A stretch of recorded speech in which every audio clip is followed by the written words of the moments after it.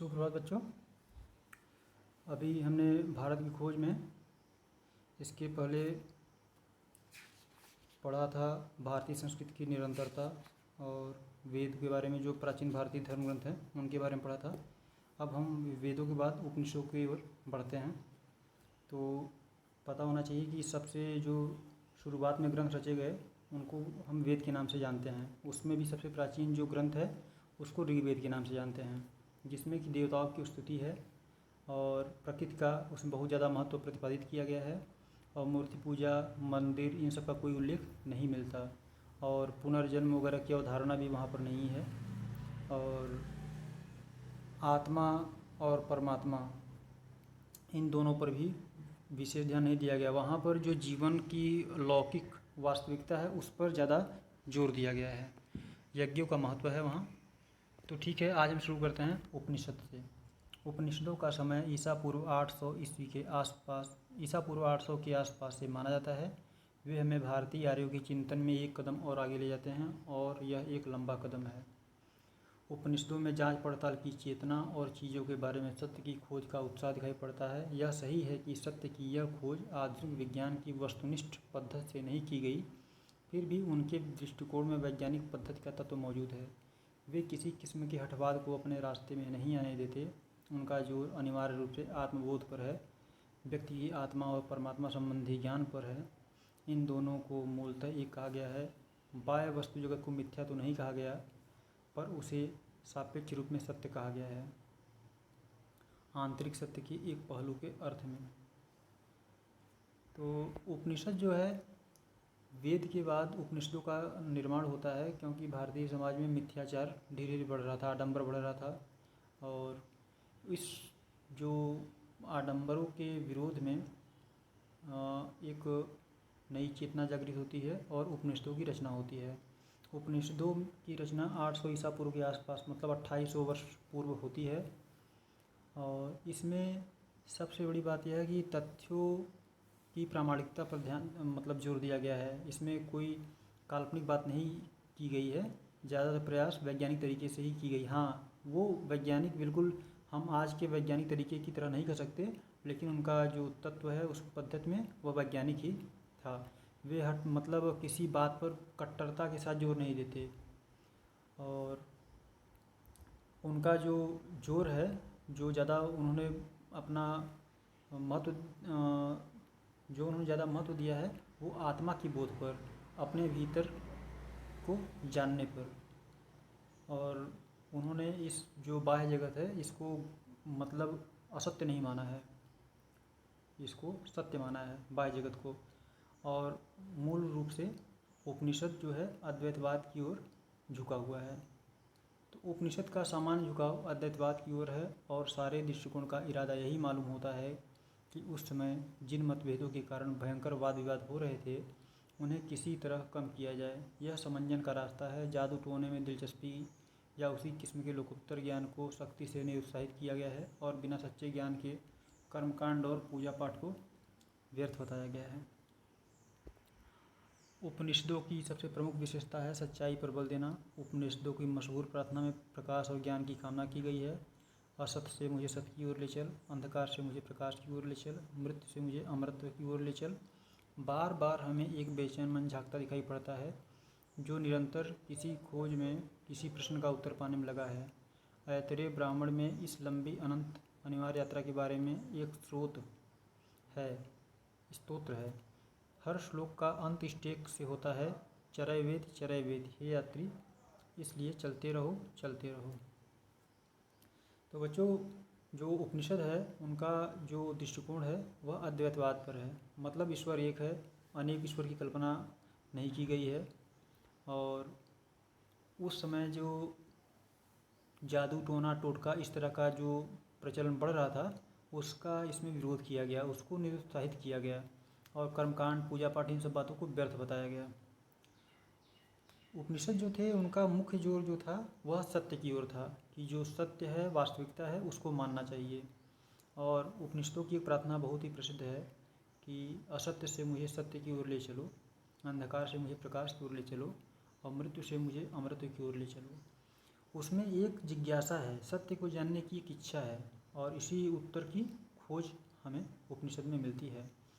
और उपनिषद के प्रत्येक श्लोक के अंत में एक टेक मिलता है, चरैवेति चरैवेति, जिसका अर्थ है हे यात्री, इसलिए चलते रहो चलते रहो। व्यक्तिवादी दर्शन के लाभ और हानियाँ। उपनिषदों में बराबर इस बात पर जोर दिया गया है कि कारगर रूप से प्रगति करने के लिए जरूरी है कि शरीर स्वस्थ हो, मन स्वच्छ हो और तन मन दोनों शासन में रहे। ज्ञानार्जन या और किसी भी तरह की उपलब्धि के लिए संयम, आत्मपीड़न और आत्मत्याग जरूरी है। इस प्रकार की तपस्या का विचार भारतीय चिंतन में सहज रूप में से निहित है। गांधी जी के नेतृत्व में जिन जन आंदोलनों ने भारत को हिला दिया, उनके पीछे जो मनोवृत्ति काम करती रही है, उसका सही समझ के लिए इस विचार को समझना जरूरी है। उपनिषदों का जो ज्ञान है वह जो है वास्तविकता की ओर मनुष्य को ले जाता है, और इसमें सबसे जो ज़रूरी है वह है आत्मा और शरीर दोनों का स्वस्थ होना और अनुशासित होना, क्योंकि जब आत्मा और शरीर दोनों स्वस्थ और संयमित रहेंगे तभी मनुष्य का विकास हो सकता है। और विकास के लिए जो चीज़ें ज़रूरी हैं वो है संयम, आत्मत्याग और आत्मपीड़न, अर्थात तपस्या। मनुष्य को अपने जीवन में त्यागी होना चाहिए। गांधी जी जो थे वो उपनिषद से बहुत ही ज़्यादा प्रभावित थे, और उनके जो आंदोलन उन्होंने चलाए थे उन आंदोलनों पर इस चिंतन का बहुत ज़्यादा प्रभाव दिखता है। जो उन्होंने जो असहयोग आंदोलन चलाया, जो भारत छोड़ो आंदोलन चलाया, सविनय अवज्ञा आंदोलन चलाया, उसमें मुख्य रूप से आत्मत्याग की बात की गई है। शुरू में उन्होंने स्वदेशी आंदोलन चलाया जिसमें विदेशी वस्तुओं की त्याग की बात कही गई है। ज़्यादातर लोगों ने अंग्रेजी की उपाधियों का त्याग कर दिया, नौकरियों को छोड़ दिया और उनके वस्त्रों की होली जलाई गई। तो वो त्याग की जो भावना थी कहीं ना कहीं गांधी जी को उपनिषद से मिली हुई थी, और उसको उन्होंने अपने आंदोलन में प्रयोग किया। भारतीय आर्य अपने से भिन्न औरों के विश्वासों और जीवन शैलियों के प्रति चरम सहनशीलता के कारण उन झगड़ों को बचाते रहे जो अक्सर समाज को खंड खंड कर देते हैं। उन्होंने एक तरह का संतुलन बनाए रखा, एक व्यापक ढांचे के भीतर रहते हुए भी लोगों को अपनी पसंद की ज़िंदगी बसर करने की काफ़ी छूट देकर उन्होंने एक प्राचीन और अनुभवी जात की समझदारी का परिचय दिया। उनकी ये उपलब्धियाँ बहुत अनोखी थी। तो जो भारत में आर्य धर्म था वे बहुत ही सहनशील थे, दूसरे धर्मों के प्रति बहुत ही सहिष्णु थे। उन्होंने कभी भी धार्मिक असहिष्णुता को नहीं फैलाया, क्योंकि उससे समाज खंड खंड हो सकता था, और उन्होंने इसी कारण अपने समाज में संतुलन को बना कर रखा। इस समाज के भीतर जो लोग थे वो अपनी पसंद की ज़िंदगी जी सकते थे, और यही कारण था कि उस समय उन्होंने एक व्यापक अनुभवी जात की समझदारी का परिचय दिया। और यह उपलब्धि अपने आप में बहुत ही महत्वपूर्ण है, जो कि आर्यों की देन है जी, जो कि उन्होंने अपने समाज में दिखाया कि जो भी प्राचीन समय में बाहरी जाति आई वो इसी संस्कृति में जज्ब हो गई। लेकिन उनके इसी व्यक्तिवाद का परिणाम यह हुआ कि उन्होंने मनुष्य के सामाजिक पक्ष पर, समाज के प्रति उसके कर्तव्य पर कम ध्यान दिया। हर व्यक्ति के लिए जीवन बटा और बंधा हुआ था। उसके मन में एक समग्र समाज की न कोई कल्पना थी, न उसके प्रति कोई दायित्वबोध था। इस बात का भी कोई प्रयास नहीं किया गया कि वह समाज के साथ एकात्मकता महसूस करे। इस विचार का विकास शायद आधुनिक युग में हुआ, किसी प्राचीन समाज में यह नहीं मिलता, इसलिए प्राचीन भारत में इसकी उम्मीद करना गैर मुनासिब होगा। व्यक्तिवाद, अलगाववाद और ऊंच नीच पर आधारित जातिवाद पर भारत में कहीं अधिक बल दिया जाता रहा। बाद में हमारी जनता का दिमाग इस प्रवृत्ति का बंदी बन गया। हमारे पूरे इतिहास में यह एक बहुत बड़ी कमजोरी रही। यह कहा जा सकता है कि जात व्यवस्था में शक्ति के बढ़ने के साथ साथ हमारी बौद्धिक जड़ता बढ़ती गई और जात की रचनात्मक शक्ति धुंधलाती गई। तो आपको पहले पता होना चाहिए कि जब वेदों का युग था तो उस समय भारत में जातिगत व्यवस्था नहीं थी, उस समय वर्ण व्यवस्था थी, जिसका कि वेद में उल्लेख मिलता है। 4 वर्ण थे, ब्राह्मण, क्षत्रिय, वैश्य, शूद्र। उसमें भी मनुष्य को जो कार्य पसंद था उसका वही वर्ग बन जाता था। युद्ध करने वाले को उस समय क्षत्रिय माना जाता था, अध्ययन अध्यापन तपस्या करने वाले को ब्राह्मण माना जाता था, व्यापार करने वाले को वैश्य माना जाता था, और जो सबकी सेवा करता हो और खेती में सहायता करता हो उसे शूद्र माना जाता था। तो उस समय मुख्य रूप से व्यावसायिक श्रेणियाँ होती थी, जैसे आपने सुना होगा काष्ठकार, जो काठ का काम करने वाला होता था उसे काष्ठकार बोलते थे, जो लोहे का काम करने वाला होता था उसको लौहकार बोलते थे। इस तरीके से निर्धारित था, लेकिन बाद में चल करके इसने जातिगत व्यवस्था को पकड़ लिया और इसी व्यक्तिवाद का परिणाम यह हुआ कि भारत में बहुत ज़्यादा लोग संकुचित होते गए और उनका जीवन एक बंधी बंधाई प्रपाटी में चलने लगा। उन्होंने समाज के बारे में कुछ भी नहीं सोचा, सिर्फ और सिर्फ व्यक्तिगत अपने बारे में सोचने लगे और इसी कारण जो भारत का पतन हुआ शायद उसमें सबसे बड़ा कारण यही था। और यह जो राष्ट्रवाद की चेतना पनपी है संभवतः आधुनिक युग में ही पनप पाई, इसके पहले प्राचीन समय में यह नहीं मिलता। और जो व्यक्तिवाद, अलगाववाद और ऊंच नीच है, इसी ने जातिवाद पर बल भी दिया। तो यह हमारे इतिहास की एक बहुत बड़ी कमजोरी रही है। शायद इसीलिए भारत का जो गौरवपूर्ण इतिहास था कहीं न कहीं उसे पतन का रास्ता देखना पड़ा। और जैसे जैसे जाति व्यवस्था मजबूत हुई वैसे वैसे मनुष्य का जो बौद्धिक विकास था वो भी नष्ट होता गया, वह भी जड़ होता गया। मनुष्य ने अपनी रचनात्मक शक्ति को खो दिया। भौतिकवाद, यह बहुत बड़ा दुर्भाग्य है कि हमने यूनान में, भारत में और दूसरे भागों में भी विश्व के प्राचीन साहित्य के एक बहुत बड़े हिस्से को खो दिया है। यह शायद इसलिए हुआ कि इन ग्रंथों को आरंभ में ताड़पत्रों पर या भोजपत्रों पर लिखाया गया था। कागज़ पर लिखने का चलन बाद में हुआ। बहुत सी प्राचीन भारतीय पुस्तकें अब तक भारत में नहीं मिली, पर चीनी और तिब्बती भाषा में उनके अनुवाद मिल गए हैं।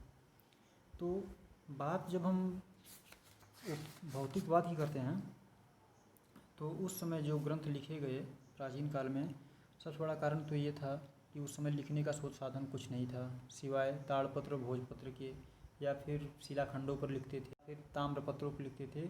मतलब लिखने का कोई सही साधन माध्यम नहीं था। तो वो धीरे धीरे नष्ट होते गए। बल्कि हमें जो भारतीय ग्रंथ थे उनके कुछ चीनी अनुवाद तिब्बती भाषा में और चीनी भाषा में हमें विदेशों में मिल गए, चीन में मिल गए, तिब्बत में मिल गए, क्योंकि उस समय भारत बहुत ही सांस्कृतिक रूप से समृद्ध था और यहाँ पर विदेशी विद्वान आते रहते थे और यहाँ के ग्रंथों का अध्ययन किया, उसका अनुवाद किया और अपने देश कुछ पांडुलिपियों को भी लेकर गए। तो जो पुस्तकें खो गई हैं उनमें भौतिकवाद पर लिखा गया पूरा साहित्य है, जिसकी रचना आरंभिक उपनिषदों की ठीक बाद हुई थी। इस साहित्य का हवाला अब सिर्फ उनकी आलोचनाओं में मिलता है या फिर भौतिकवादी सिद्धांतों के खंडन के विशद प्रयास में।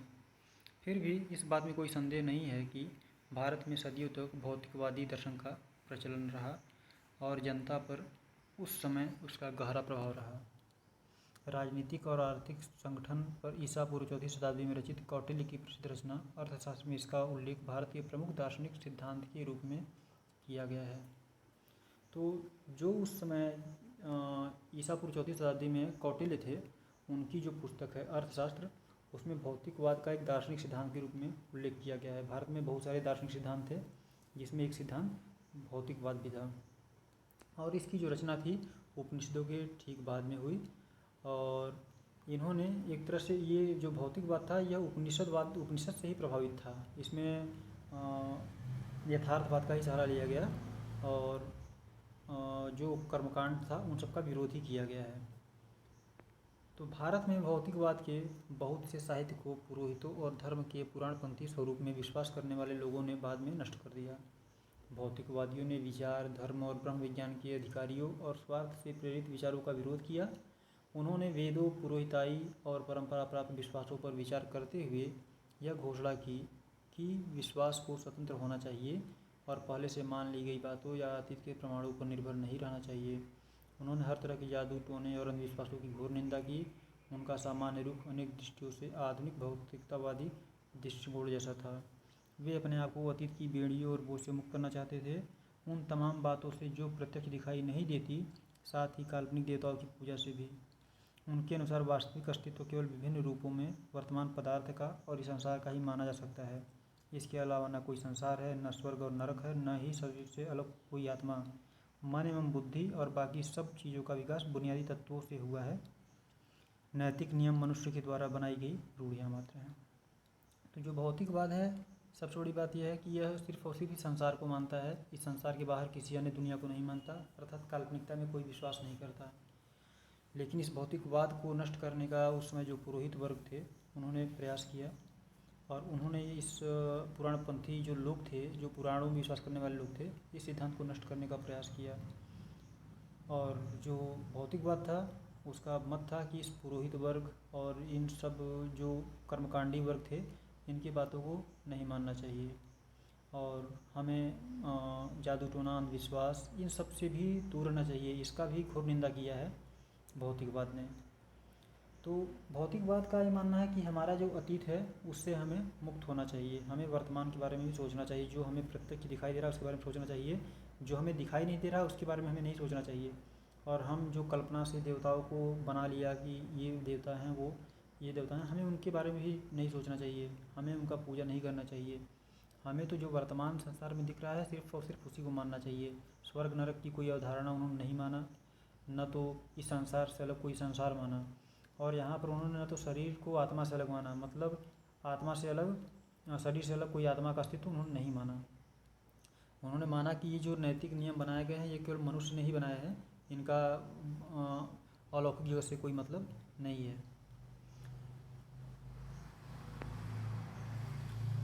महाकाव्य, इतिहास, परंपरा और मिथक। प्राचीन भारत में दो महाकाव्यों रामायण और महाभारत को रूप ग्रहण करने में शायद सदियाँ लगी होंगी, और उनमें बाद में भी टुकड़े जोड़े जाते रहे। इन ग्रंथों में भारतीय आर्यों के आरंभ के समय का वृत्तांत है, उनकी विजयों और उस समय के गृहयुद्धों का, जब वे अपना विस्तार कर रहे थे और अपनी स्थिति मजबूत कर रहे थे। मुझे इनके अलावा कई भी किन्हीं ऐसी पुस्तकों की जानकारी नहीं है जिन्होंने आम जनता के मन पर लगातार इतना व्यापक प्रभाव डाला हो। इतने प्राचीन समय में रची जाने के बावजूद भारतीयों के जीवन पर आज भी इनका जीवंत प्रभाव दिखाई पड़ता है। ये दोनों ग्रंथ भारतीय जीवन का अंग बन गए हैं। तो आपको पता होना चाहिए कि जो भारतीय समाज में दो महाकाव्य थे, रामायण और महाभारत, इतने बड़े विशाल महाकाव्य विश्व में कहीं नहीं मिलते, और रामायण विश्व का एकमात्र आदर्श ग्रंथ है। सबसे बड़ा आदर्शवादी अगर कहीं ग्रंथ मिलता है जिसमें आदर्शों का पालन किया गया है तो वह रामायण है। और महाभारत उतना ही यथार्थवादी है, वहाँ पर हर तरह के विचार आपको मिल जाएंगे, षड्यंत्र मिल जाएंगे, आदर्श मिल जाएगा, अलौकिकता मिल जाएगा, सब कुछ का दर्शन वहाँ हो जाएगा आपको। तो ये दोनों जीवित कथाएं हैं, जो मनुष्य पढ़ना जानता है वो भी, जो नहीं जानता है वो भी, उसे दूसरों के मुख से सुनी हुई कथाएं आज भी याद हैं। आम जनता के बीच में इनका बहुत ज़्यादा प्रभाव है, और ये दोनों ही ग्रंथ आज भी हमारे भारतीय समाज के जीवन के अंग हैं।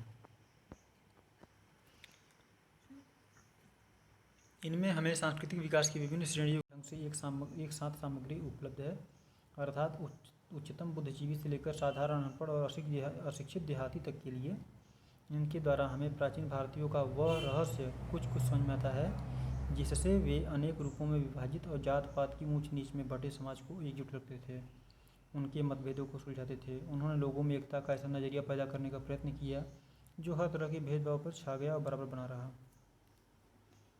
तो ये जो दोनों ग्रंथ हैं रामायण और महाभारत, इनका भारत के शिक्षित वर्ग पर भी प्रभाव है और अशिक्षित वर्ग पर भी।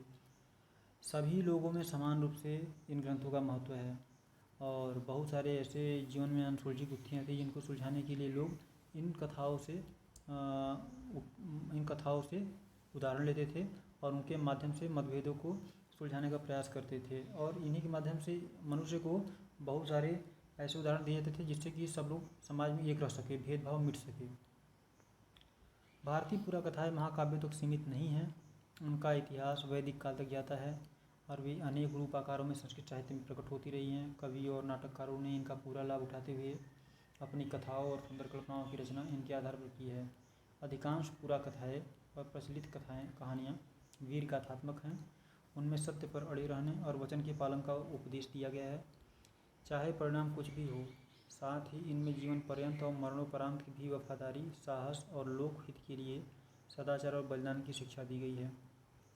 कभी कहानियाँ पूर्णतः काल्पनिक होती हैं, अन्यथा इनमें तथ्य और कल्पना आपस में गुथे रहते हैं कि उन्हें अलग नहीं किया जा सकता। तो ये जो महाकाव्य हैं ये प्राचीन कथाओं तक ही सीमित नहीं है, इनका जो समय है वह बाद में लौकिक संस्कृति के काल तक भी प्रकट होता है, और इनमें जो अधिकांश कथाएं मिलती हैं वह वीर गाथात्मक हैं, वीरता से संबंधित कथाएं हैं। बाद के कवियों नाटककारों ने उन कथाओं को अपने रचना का माध्यम बनाया और इसमें दिखाया कि इन्होंने अपने वचन पर अडिग रहने के लिए चाहे जीवन को बलिदान ही करना पड़ा हो तो उन्होंने बलिदान किया है। मतलब यहाँ पर आदर्शों का, सिद्धांतों का पूर्णतः पालन किया गया और यहाँ आपको वफादारी, साहस, लोकहित के लिए, सदाचार के लिए आपको बलिदानी लोग देखने को मिल जाएंगे। कभी कभी तो इस कहानियों को हम पूर्णतः काल्पनिक मान लेते हैं और होती भी हैं कुछ चीज़ें, लेकिन इन्हें हम अलग नहीं कर सकते। इनमें तथ्य और कल्पना दोनों जुड़े हुए हैं। यह सम्मिश्रण काल्पनिक इतिहास का रूप ग्रहण कर लेता है, जो हमें यह भले ही न बता सके कि निश्चित रूप से क्या घटित हुआ, पर ऐसी बात की सूचना देता है जिसके घटित होने पर लोग विश्वास करते हैं। ये घटनाएं वास्तविक हो या काल्पनिक, जीवन में इनकी स्थिति जीवन तत्वों की हो जाती थी, जो उन्हें रोज़मर्रा की ज़िंदगी की एक रास्ता और कुरूपता से खींचकर उच्चतर क्षेत्रों की ओर ले जाती है। अभी तो जैसे ये जो घटनाएं हैं, इनके बारे में किसी ने देखा नहीं है, न तो किसी को पता है, बस ये कथाएं चल रही हैं और क्या निश्चित रूप से हुआ किसी को कुछ भी नहीं पता। लेकिन ये जो घटनाएं हैं, इनसे जीवन को बहुत ज़्यादा सहारा मिलता है। लोग इन घटनाओं में विश्वास करते हैं और जीवन में जो एक रास्ता है उस तरफ खींचने का काम इन ऐतिहासिक तथ्यों ने, पूरा कथाओं ने किया है। जीवन में जो कुरूपता है उसको नष्ट करने का काम किया है। यूनानियों, चीनियों और अरबवासियों की तरह प्राचीन काल में भारतीय इतिहासकार नहीं थे। इसी कारण हमारे लिए आज तिथियां निश्चित करना या सही कालक्रम निर्धारित करना कठिन हो गया है। घटनाएं आपस में गड्ढमड्ढ हो जाती हैं। बहुत धीमी गति से आधुनिक विद्वान धैर्यपूर्वक भारतीय इतिहास की भूल भुलैया के सूत्रों की खोज कर रहे हैं। कल्हड़ की राजतरंगिणी एकमात्र प्राचीन ग्रंथ है जिसे भारतीय इतिहास माना जा सकता है। यह कश्मीर का इतिहास है जिसकी रचना इतिहास की 12वीं शताब्दी में की गई थी। बाकी के लिए हमें महाकाव्यों और अन्य ग्रंथों के कल्पित इतिहास, कुछ समकालीन अवशेषों, शिलालेखों, कलाकृतियों और इमारतों के अवशेषों, सिक्कों और संस्कृत साहित्य के विशाल संग्रह से सहायता लेनी पड़ती है। इसके साथ ही विदेशी यात्रियों के सफ़रनामों से भी सहायता मिलती है, विशेष रूप से यूनानियों और चीनियों के और कुछ बाद में आने वाले अरबों के विवरण से।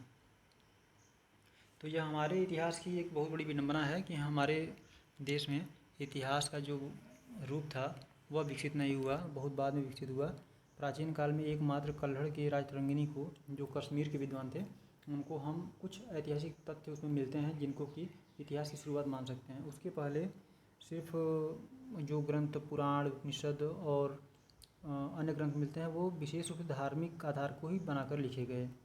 तो हम अपने इतिहास को लिखने के लिए जो उस समय में शिलालेख लिखे गए, कलाकृतियाँ, इमारतें थी और जो विदेशी विद्वान आए थे उनके विवरण का बहुत कुछ सहारा लेते हैं।